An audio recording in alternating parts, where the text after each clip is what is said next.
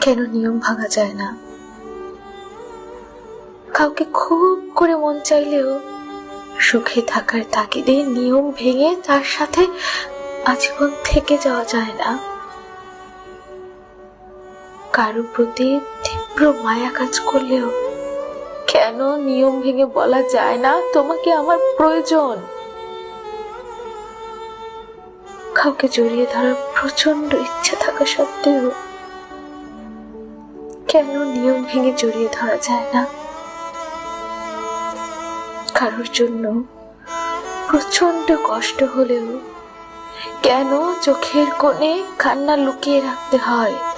কেন সামনে গিয়ে প্রকাশ করা যায় না? কেন কিছু নিষ্ঠুর নিয়মের দায়ভারে ভেতরটা ভেঙে চুরে যায়?